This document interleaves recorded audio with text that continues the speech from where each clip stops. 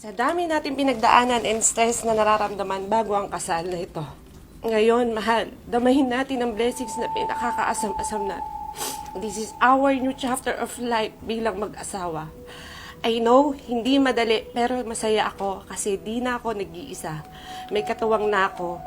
Totoo talaga ang kasabihang, two is better than one, na lagi mong paalala.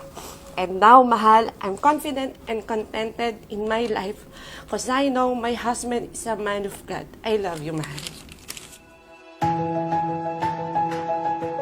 Hi, mahal. Gusto ko lang sabihin sa'yo na ikaw yung pinakamagandang regalo na na-receive ko, nabigay ni Lord. Every moment has led us to this day. Every journey that brought us to Before, masyadong matigas ang puso ko. But when I encountered our God, 2009, may isang taong naging daan para makilala ko siya at ikaw yun. waiting for.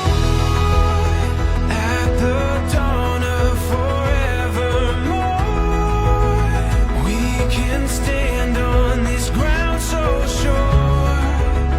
This is what we've been waiting for. Simple, tapos unique, yung pagka-unique niya. So, sa lahat ng nakilala ko, siya yung pinaka-unique sa akin.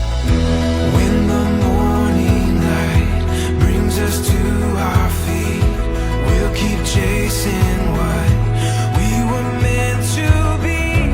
We can feel it, we're ready for anything. This is what we've been waiting for.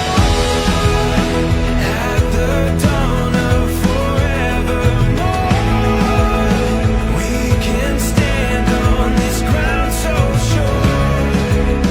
This is what we knew we would find, leaving all of our doubts behind.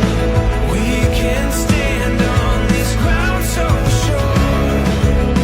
This is what we've been waiting for. Nagustuhan ko sa kanya, despite binibigay ko sa kanya everything na akala ko magpapasaya sa kanya, napakasimpleng tao lang siya. Yung akala mo, eto yung gusto mo sa kanya, pero ito lang pala yung gusto mo. Pero sa tagal na yung magkakilala, hindi ko alam na yun lang pala yung makakapagpaligaya sa kanya. Napakasimple yung ginagawa ko lang.